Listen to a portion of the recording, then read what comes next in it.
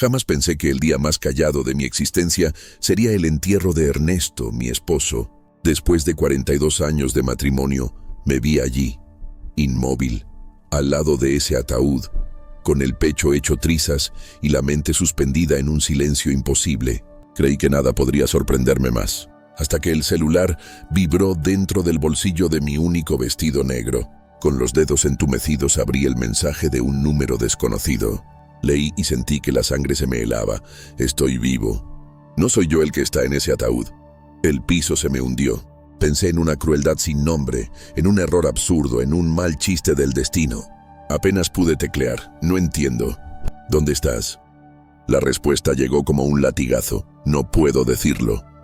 Me están vigilando. No confíes en nuestros hijos.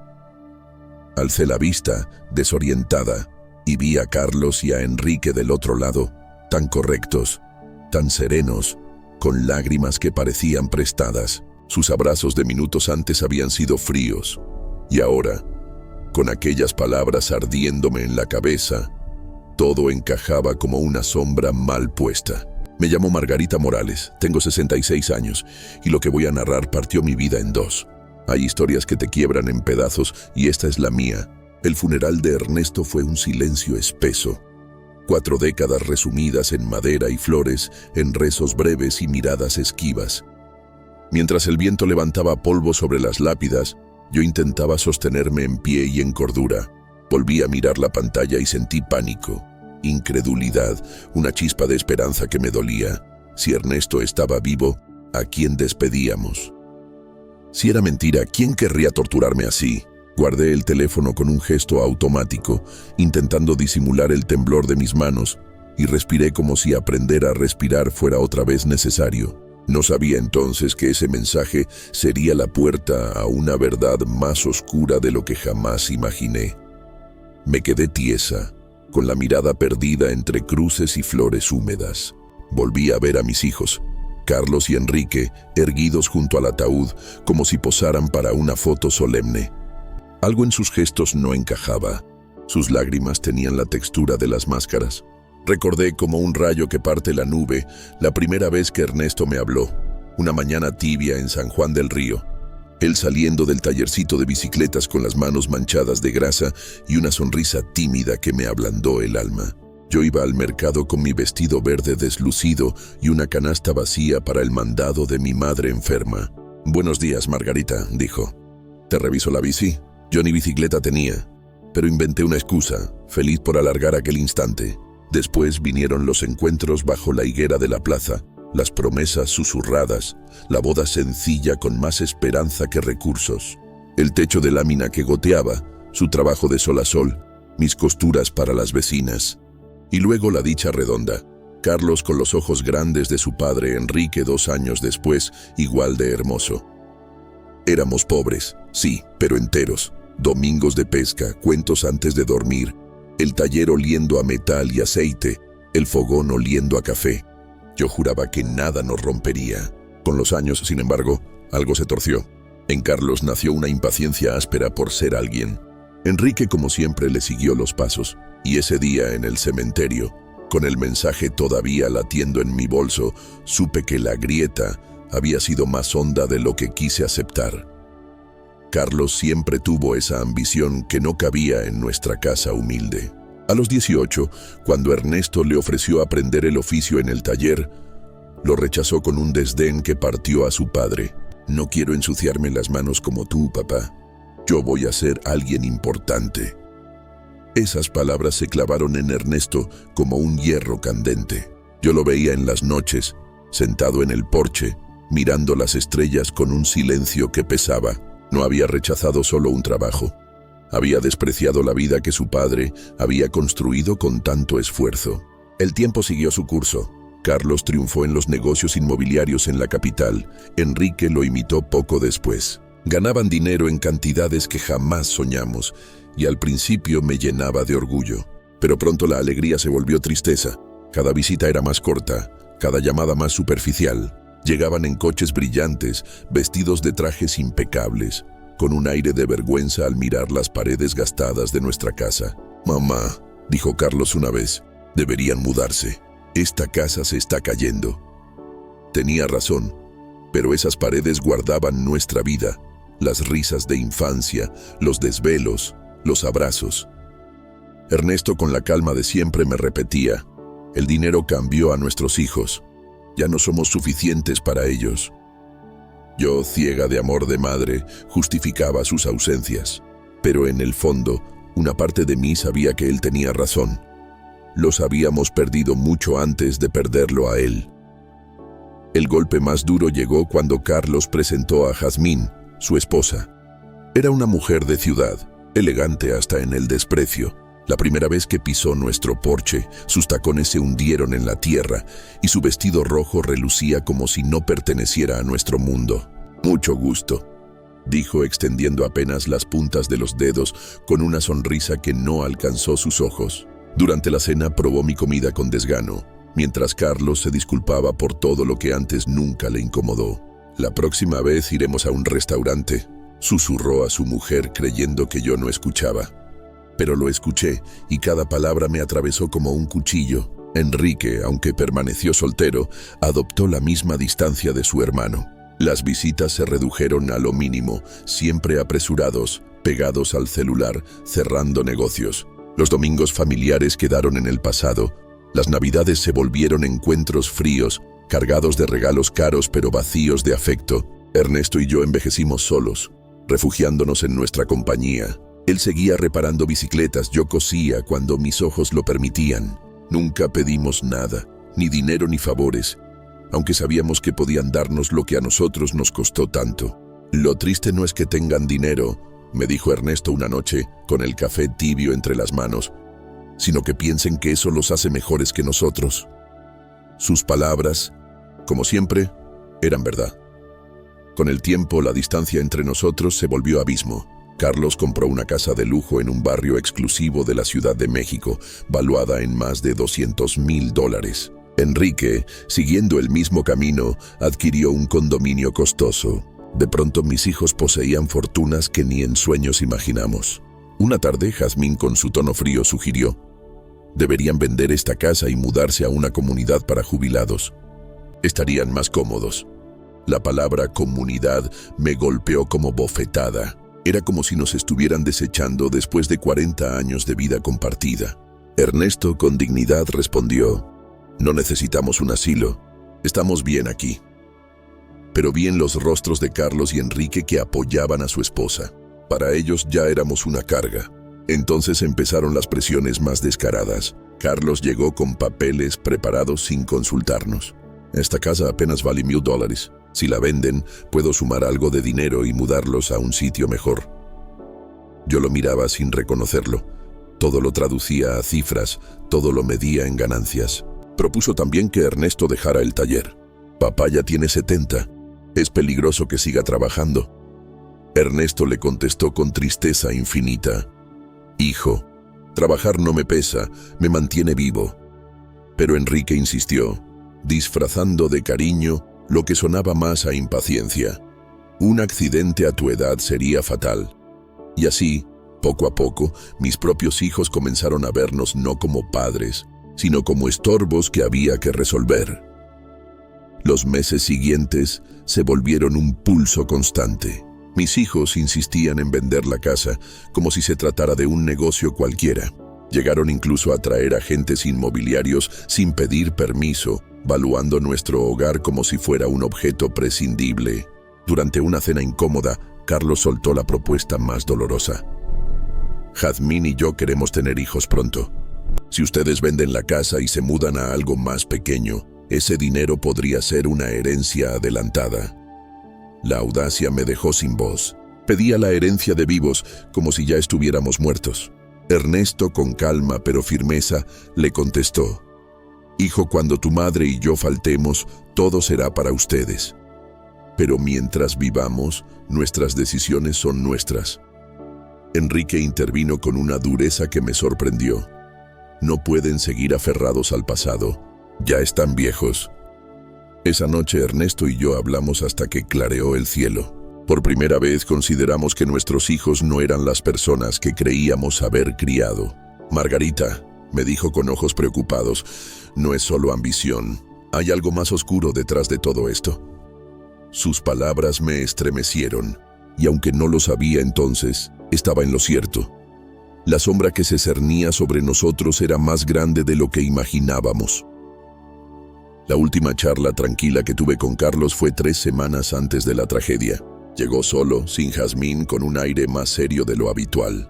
Se sentó en la mesa donde tantas veces desayunó de niño y me dijo: «Mamá, pase lo que pase, Enrique y yo siempre cuidaremos de ti». En ese instante lo tomé como una muestra de cariño. Pero en el cementerio, al recordarlo, esas palabras me helaron. ¿Qué quería decir con pase lo que pase? ¿Qué sabía que yo no?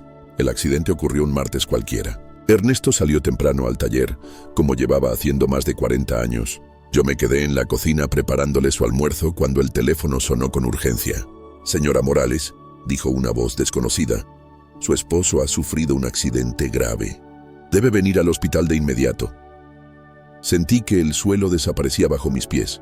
Apenas podía sostenerme en pie, temblando de pies a cabeza. Mi vecina Dolores me llevó, porque yo no tenía fuerzas ni para manejar. Cuando llegamos, Carlos y Enrique ya estaban allí. Nadie los había llamado, al menos yo no. Pero no me detuve a pensar en eso. Solo quería ver a Ernesto. «Mamá», me dijo Carlos, «papá está muy mal.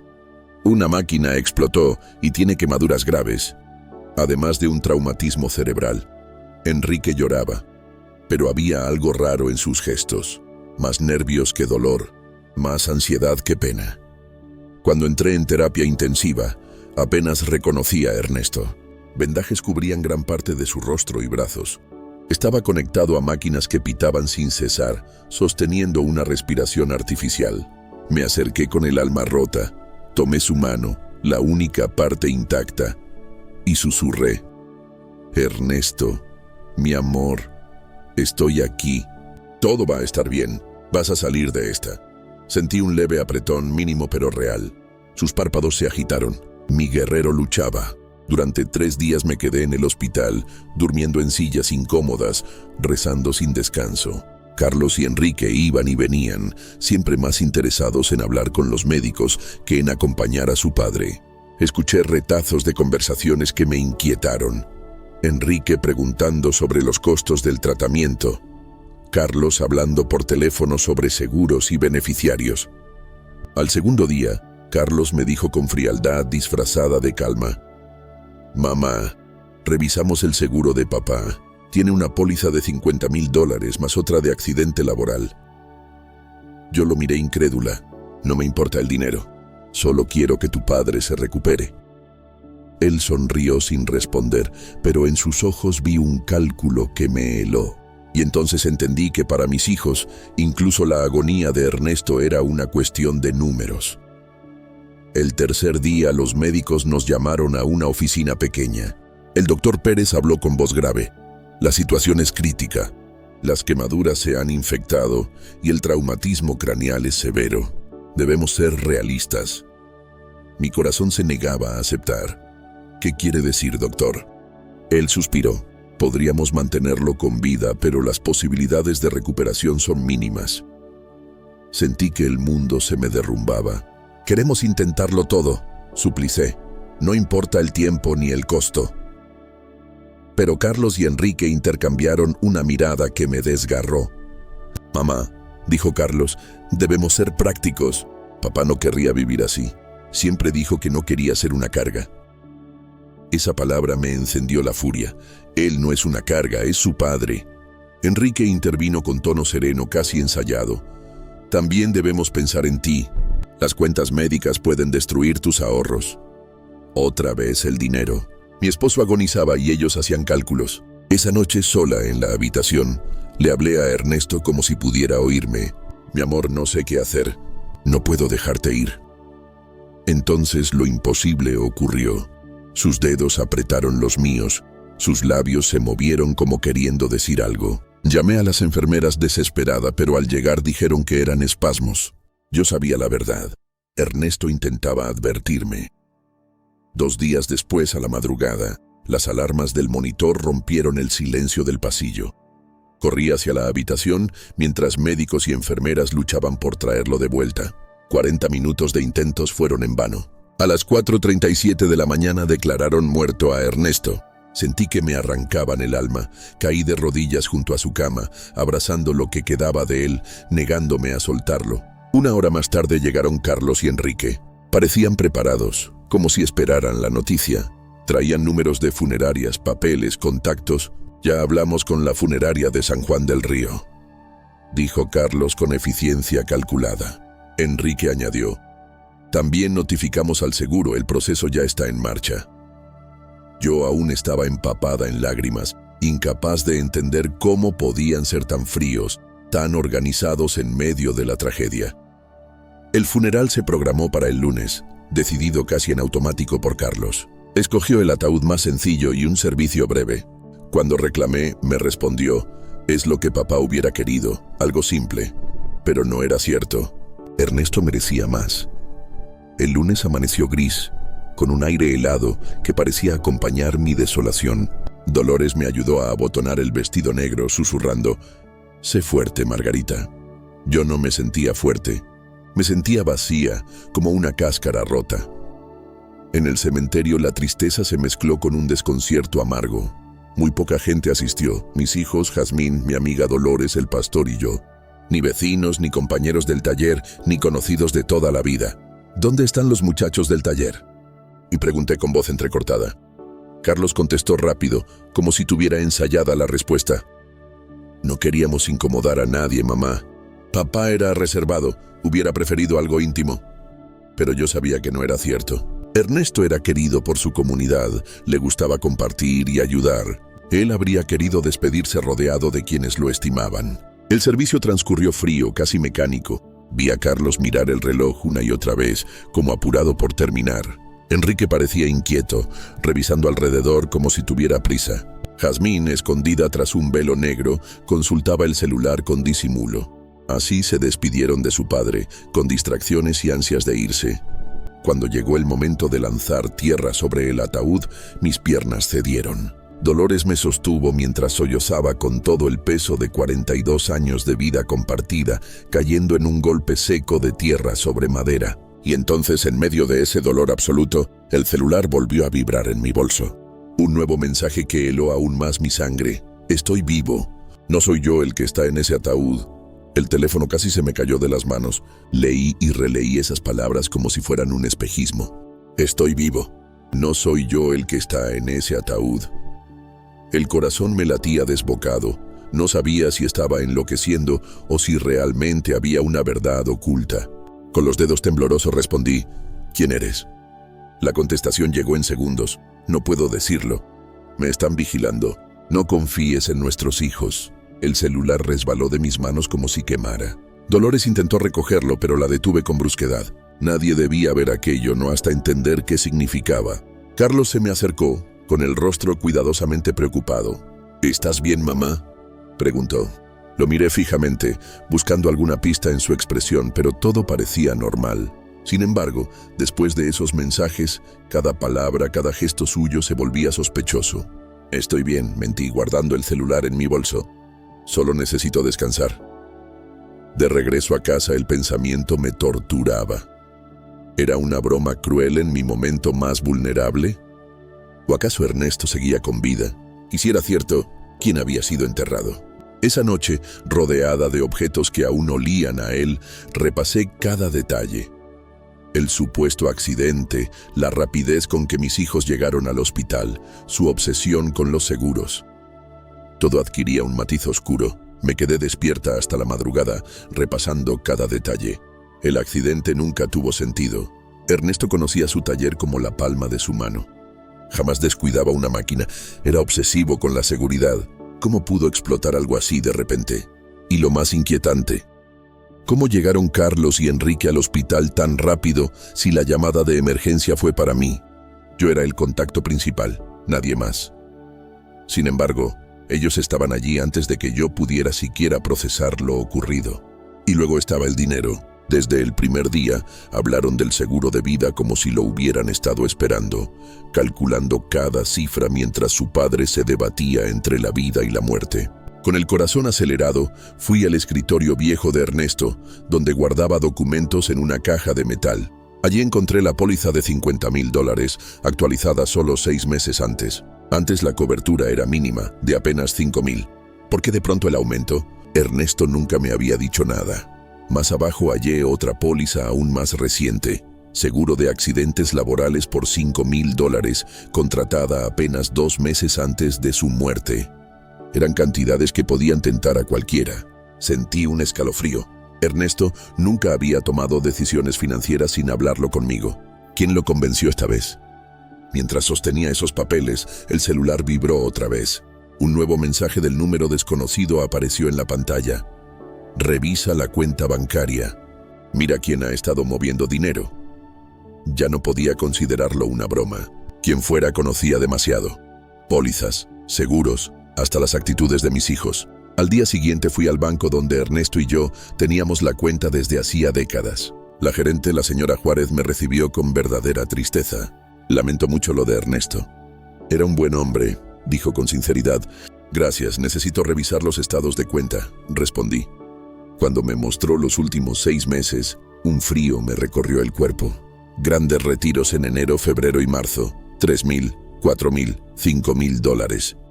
Yo no sabía nada de esos movimientos. ¿Quién los autorizó? Le pregunté con voz temblorosa. Su esposo vino personalmente, explicó ella. Decía que eran para reparaciones en el taller. Pero Ernesto jamás mencionó gastos grandes y yo siempre llevaba las cuentas de la casa. Pedí ver los recibos. La firma era la suya, aunque temblorosa, poco firme, como si la mano que escribió no fuera la misma de siempre. La señora Juárez añadió. Algunas veces vino acompañado de uno de sus hijos, Carlos, creo. Dijo que lo ayudaba porque a su padre le costaba leer los documentos sin lentes. Sentí que me faltaba el aire. Carlos había estado allí, justificando su presencia con una mentira. Ernesto jamás se quitaba sus lentes durante el día. Esa tarde extendí los recibos sobre la mesa como piezas de un rompecabezas. Nada cuadraba. Ernesto nunca retiraba grandes sumas sin avisarme y mucho menos habría necesitado ayuda para leer documentos. Mi celular volvió a vibrar con otro mensaje del mismo remitente. El seguro fue idea de ellos. Convencieron a Ernesto de aumentarlo. Fue una trampa. Me quedé helada. Las piezas encajaban de forma siniestra. Las pólizas repentinamente elevadas, los retiros sospechosos, la frialdad de Carlos y Enrique durante la agonía de su padre. Pero lo que más me atormentaba era la certeza de que Ernesto lo había presentido. Con manos temblorosas regresé al taller, el lugar del supuesto accidente. Esperaba encontrar rastros de explosión, pero al abrir la puerta todo estaba demasiado limpio. Ninguna pared quemada, ninguna máquina rota, ni un solo signo de catástrofe. El compresor, la soldadora, la sierra, todo intacto, como si nada hubiera pasado. ¿Dónde está la máquina que explotó?, murmuré con el corazón acelerado. En el escritorio de Ernesto encontré algo peor que cualquier explosión. Una nota en su letra, fechada 3 días antes de su muerte. Carlos insiste en que aumente el seguro. Dice que es por Margarita, pero no confío en sus intenciones. Y otra más. Enrique me trajo papeles para firmar. Dice que es para modernizar el taller. ¿Por qué tanta prisa? Ernesto había sospechado. Él lo sabía. Debajo de esas notas descubrí un sobre cerrado con mi nombre. Lo abrí con manos temblorosas y encontré una carta de Ernesto. Sus palabras me atravesaron. Mi querida Margarita, si lees esto es porque algo me sucedió. He notado cambios en Carlos y Enrique. Demasiado interés por el dinero, por el seguro, por vender la casa. Jazmín los presiona. Ayer Carlos me habló de mi seguridad, como si me advirtiera que cualquier accidente podría ser fatal. Sus palabras sonaron como amenaza. Te amo. Si algo me pasa, no confíes ciegamente ni siquiera en ellos. La carta cayó de mis manos como un pedazo de plomo. Ernesto había presentido todo y yo, ciega, no lo vi. Esa misma noche Carlos vino a visitarme con una botella de vino y una sonrisa falsa. Mamá, ya iniciaron los trámites del seguro. Serán $125,000. Lo miré con cautela. ¿Cómo sabes la cantidad exacta? Él respondió sin titubeos. Yo ayudé a papá con el papeleo. Quería asegurarse de que estuvieras bien. Una mentira. Sabía por la carta que fue presionado. Entonces pregunté, ¿qué debería hacer con ese dinero? Sus ojos brillaron. Podrías mudarte a una comunidad de jubilados. Enrique y yo podríamos manejar tu dinero para multiplicarlo. Sonreí fingiendo calma. Déjame pensarlo. Él replicó con dulzura envenenada. No tardes demasiado. Por tu propio bien. Cuando Carlos se marchó, me quedé sola en la cocina, con el corazón latiendo como tambor. Comprendí que ya no había duda. Mis propios hijos habían asesinado a Ernesto y ahora buscaban despojarme de todo. Esa noche otro mensaje llegó al celular, más largo que los anteriores. Margarita, soy Steven Ramírez, detective privado. Ernesto me contrató 3 semanas antes de morir porque desconfiaba de Carlos y Enrique. Lo envenenaron con metanol en su café. Tengo grabaciones de sus conversaciones planeándolo. Mañana a las 3 p.m. ven al café de la esquina y siéntate al fondo. Te mostraré pruebas. El mundo me dio vueltas. Al fin sabía quién estaba detrás de esos mensajes y sobre todo que no estaba loca. La mañana siguiente elegí mi vestido morado más serio y caminé hacia el café con pasos inseguros pero firmes. Cada sombra en la calle parecía vigilarme. A las 3 en punto, un hombre de unos 50 años, alto, canoso, con ojos penetrantes, se acercó con una carpeta en el brazo. «¿Señora Morales?», murmuró. Asentí sin voz. «Soy Steven Ramírez. Lamento su pérdida». Ernesto era un hombre noble. Se sentó y colocó la carpeta en la mesa. «Lo que voy a mostrarle será doloroso pero necesario. ¿Está lista?». Yo respiré hondo. «Me he estado preparando desde el primer mensaje. Adelante». Steven abrió la carpeta y sacó una grabadora pequeña. Presionó play y de pronto la voz de Ernesto, tan viva, llenó el espacio. «Steven, si algo me pasa no será un accidente. Carlos y Enrique me presionan para aumentar el seguro de vida. Carlos me trajo papeles con cláusulas que lo benefician. Enrique hace preguntas sobre mis rutinas. ¿A qué hora desayuno? ¿A qué hora salgo? No confío en ellos».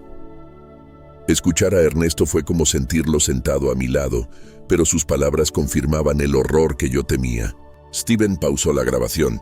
«Esto fue 3 semanas antes de su muerte. Pero tengo algo peor». Reprodujo otra cinta. Era la voz de Carlos, fría como el acero. «No podemos esperar más, el viejo sospecha. Ya tengo el metanol, provoca síntomas de infarto o derrame. Nadie lo cuestionará. Mamá estará tan devastada que haremos lo que queramos con ella». Sentí que el corazón se me rompía en 1000 pedazos. Era mi hijo planeando el asesinato de su propio padre. Steven continuó con calma dolorosa. «También tengo una grabación de Enrique, del día anterior a la muerte de Ernesto». Una nueva voz sonó. «Mañana Carlos pondrá el metanol en el café de papá». Le dijimos que era un suplemento. «Ni sospechará. Los médicos creerán que fue un derrame». Cerré los ojos llorando sin control. Mis hijos habían matado a su padre con frialdad monstruosa. Entre lágrimas pregunté, ¿cómo obtuvo estas grabaciones? Steven me miró con seriedad. Ernesto me pidió instalar dispositivos de escucha en su casa. No sabía qué iban a hacer, pero temía lo peor. Luego sacó unas fotografías. Carlos saliendo de una ferretería con una botella pequeña en la mano. «Aquí está comprando metanol 5 días antes de la muerte de su padre. Pagó en efectivo y usó un nombre falso, pero lo registramos». Las pruebas eran irrefutables. Después me mostró documentos bancarios. Carlos debe $70,000 a un prestamista. Enrique tiene deudas de juego por $40,000. No era solo codicia. Estaban desesperados. Todo empezó a encajar: la presión, las pólizas, la prisa. «¿Por qué no fue a la policía inmediatamente?», pregunté. «Porque ellos sobornaron al médico del hospital. Cambió el diagnóstico oficial. En vez de envenenamiento, puso insuficiencia cardíaca por accidente laboral. Sin esa falsedad, mis pruebas hubieran bastado. Pero ahora, con todo junto, tenemos un caso sólido». Yo apenas podía respirar. «¿Hay algo más que deba saber?». Steven me miró con gravedad y encendió otra grabación. Esta vez eran Carlos y Enrique juntos. «Después de cobrar el seguro, hay que deshacernos de mamá. Lo haremos parecer un suicidio. Una viuda deprimida no levanta sospechas. Nadie dudará». Sentí que me congelaba. Mis propios hijos planeaban también mi muerte. El mundo se me vino abajo. No solo habían envenenado a Ernesto, también planeaban asesinarme a mí. Mi sangre, mi propia carne, convertida en verdugos por dinero. Steven habló con voz firme pero compasiva. Lo sé, señora Morales. Es devastador, pero ahora tenemos suficiente evidencia para que paguen. Debemos actuar rápido. Me explicó que mis hijos ya estaban planeando declararme mentalmente incompetente.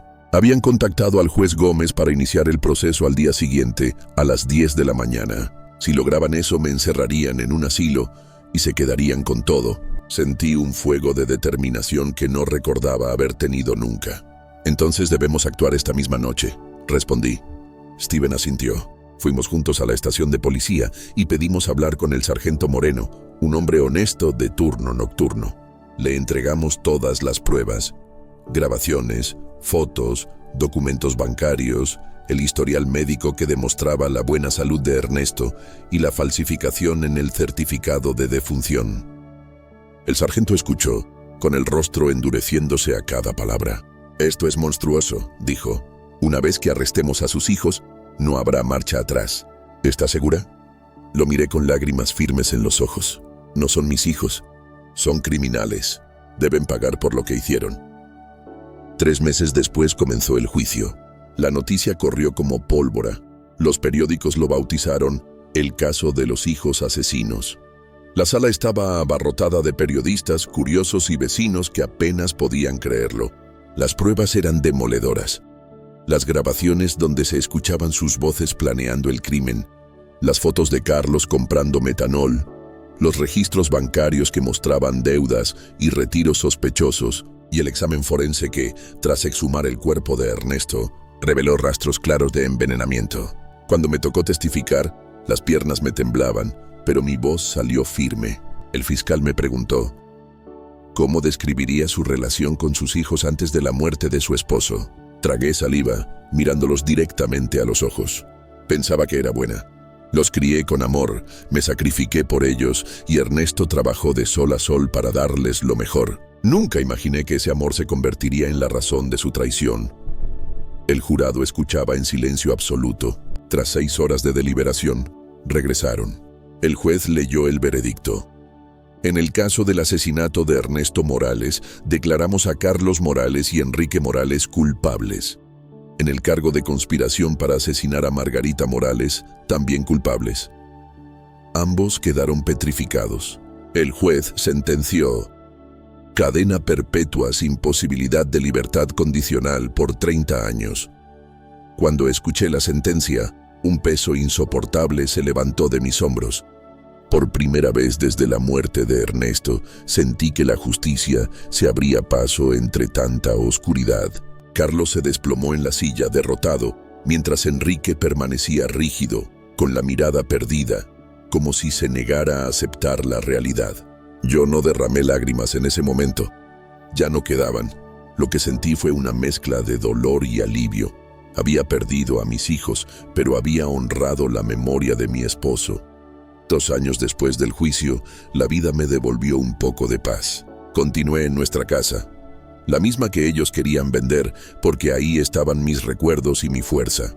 Convertí el taller de Ernesto en un jardín lleno de flores que cada domingo llevo a su tumba. Steven, el detective, se convirtió en un amigo cercano, alguien que me visita para asegurarse de que no me falte compañía. A veces los vecinos me preguntan si extraño a mis hijos. Mi respuesta es siempre la misma: extraño a los niños que fueron, los que me abrazaban y me llamaban mamá con ternura. Pero esos niños murieron mucho antes que Ernesto.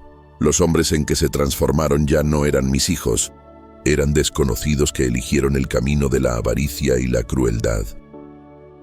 Aprendí una lección dura pero clara. La verdadera familia no se define por la sangre, sino por el amor y la lealtad.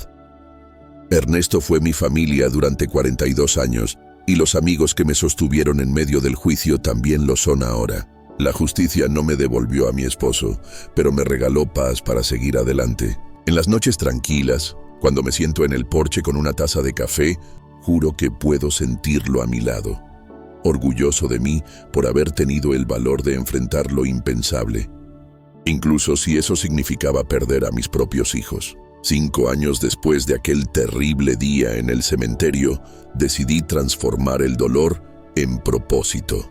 Con el dinero del seguro fundé la Fundación Ernesto Morales para víctimas de crímenes familiares, un espacio para ayudar a quienes han sufrido traiciones dentro de su propio hogar. Cada persona que recibe apoyo allí es una pequeña victoria contra la oscuridad que casi me consume. Una joven que buscó ayuda me preguntó una vez, ¿cómo pudo usted sobrevivir a algo así? Yo le respondí con la certeza aprendida, el amor verdadero tiene límites. No es excusa para el crimen, y nunca es tarde para buscar justicia, sin importar quién sea el culpable. Hoy, cada paso que doy está marcado por esa experiencia que me arrancó lo más valioso, pero también me dio una nueva misión. La fundación se ha convertido en un refugio para quienes, como yo, fueron traicionados por aquellos que debieron protegerlos. He visto madres devastadas porque sus propios hijos les robaron todo, ancianos engañados por familiares ambiciosos, mujeres golpeadas por quienes juraron amarlas. En cada historia encuentro un pedazo de la mía, y al tenderles la mano siento que, de algún modo, Ernesto sigue viviendo en cada acto de justicia que logramos. No hay día en que no lo recuerde, no hay noche en que no le hable en silencio, agradeciéndole la fortaleza que sembró en mí.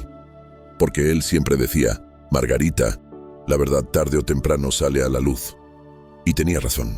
Cuando camino por el jardín que creció donde antes fue su taller, veo en cada flor una victoria contra la oscuridad. No hay riqueza que compense una traición, pero sí hay dignidad en luchar, en no rendirse, en alzar la voz incluso cuando duele. Porque el silencio, ese mismo silencio que envolvió su funeral, ya no me domina. Ahora mi voz cuenta nuestra historia, y con ella levanto a otros que también buscan justicia. Al mirar atrás, me doy cuenta de cuánto cambié. La mujer que temblaba en el cementerio leyendo mensajes imposibles ya no existe. En su lugar está alguien que aprendió a enfrentar la traición con coraje. A veces los recuerdos me invaden con fuerza. La risa de Carlos cuando era niño, los ojos brillantes de Enrique pidiendo un cuento antes de dormir. Esos recuerdos me desgarran porque contrastan con los hombres en que se convirtieron. Pero comprendí que no puedo aferrarme a esa contradicción. Debo soltar a quienes eligieron la oscuridad, aunque lleven mi sangre. Con el tiempo, descubrí algo que Ernesto siempre supo. La vida no se mide en lo que posees, sino en lo que siembras en los demás. Yo sembré amor, y aunque mis hijos lo despreciaron, ese amor floreció en otras personas, en Dolores que nunca me dejó sola, en Steven que arriesgó su seguridad por la verdad, en cada víctima que toca a mi puerta buscando ayuda. Ellos son mi familia ahora, una familia elegida, formada no por lazos de sangre, sino por la lealtad y el respeto. Esa certeza me sostiene cada día. Con los años también aprendí a convivir con el vacío. No hay día en que no extrañe a Ernesto, pero transformé esa ausencia en fuerza. El porche donde tantas veces compartimos café es ahora mi santuario. Allí me siento cada tarde, escucho el viento entre los árboles y casi puedo percibir su voz serena diciéndome: «Lo lograste. Margarita, fuiste valiente». A veces cierro los ojos y lo imagino sonriendo, orgulloso de que no dejé que el miedo me venciera. Porque miedo tuve. Y mucho, pero no me detuvo. En la fundación, cuando abrazo a una mujer que acaba de escapar de la violencia de su propia familia, siento que Ernesto me acompaña en ese gesto. Él siempre fue un hombre de comunidad, y ahora su legado se prolonga en cada vida tocada por nuestra labor. Entendí que el dolor puede consumir o puede convertirse en semilla. Yo elegí sembrar, porque no podía permitir que la historia de mi esposo terminara solo en tragedia. Su vida merece recordarse como ejemplo de dignidad, no como víctima del egoísmo de nuestros hijos. Y en cada paso que doy, me esfuerzo por honrar esa memoria. Hoy me doy cuenta de que, aunque la herida nunca cicatriza del todo, aprendí a caminar con ella. La ausencia de Ernesto es un vacío que nada llena, pero logré convertir ese dolor en una brújula. Ya no vivo encadenada al sufrimiento ni al odio. Aprendí a perdonar sin justificar, a recordar sin quedarme atrapada en el pasado. Perdonar no significa olvidar ni absolver, significa liberarme del veneno que pudo haberme consumido. Cuando miro las flores de mi jardín, rosas, bugambilias y girasoles que planté en honor a Ernesto, Siento que cada pétalo es una victoria contra la desesperanza. Allí, entre los colores, hablo con él en silencio, como si cada tallo fuera una respuesta. En la fundación, escucho relatos que estremecen. Padres abandonados por hijos que solo buscaban su herencia, esposas engañadas por maridos que planearon despojarlas, ancianos manipulados para ceder sus casas. Cada historia me confirma que lo mío no fue un caso aislado. La ambición ciega destruye familias enteras, pero también me convenzo de que la verdad, aunque tarde, siempre encuentra caminos para salir a la luz. Y cuando alguien me pregunta cómo tuve la fuerza, les respondo lo mismo. El amor verdadero es el que se defiende, incluso de quienes llevan nuestra sangre.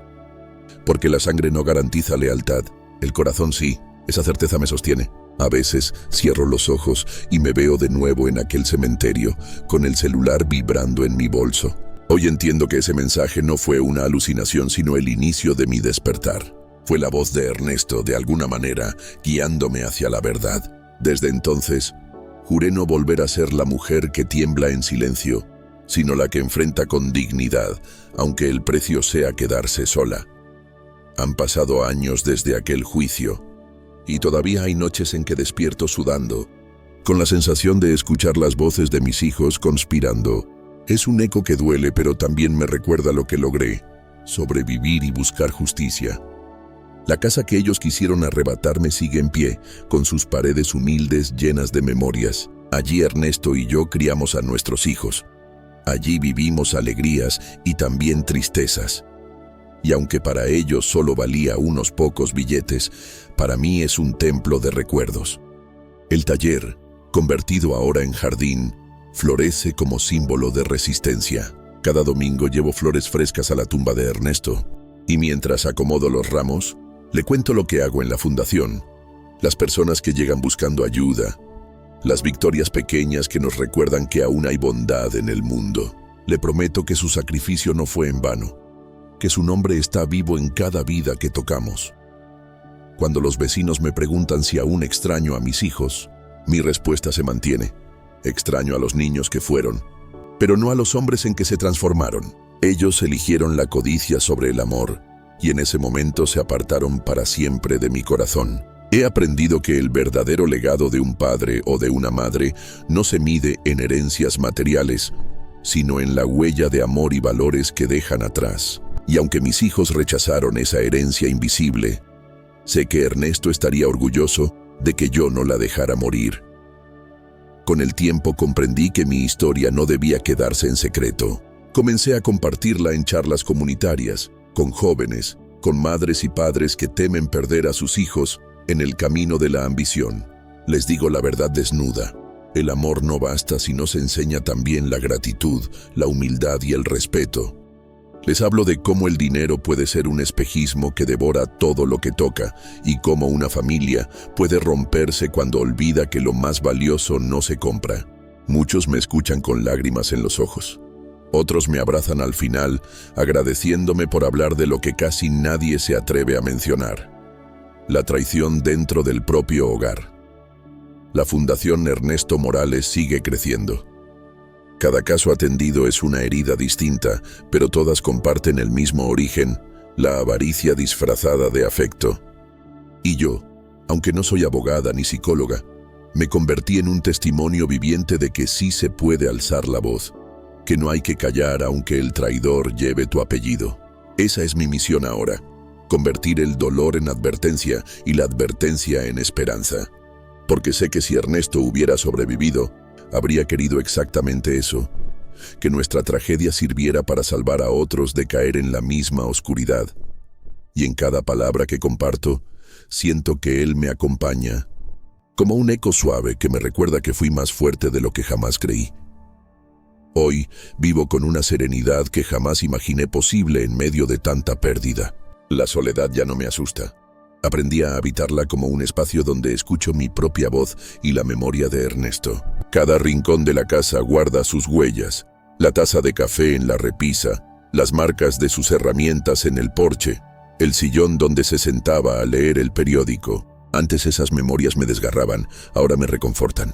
Son la prueba de una vida compartida con amor verdadero, algo que ni la traición más cruel puede borrar. A veces, cuando recibo cartas de personas agradecidas por la ayuda de la fundación, pienso que Ernesto sigue cuidando de mí desde donde esté. Su muerte no fue en vano.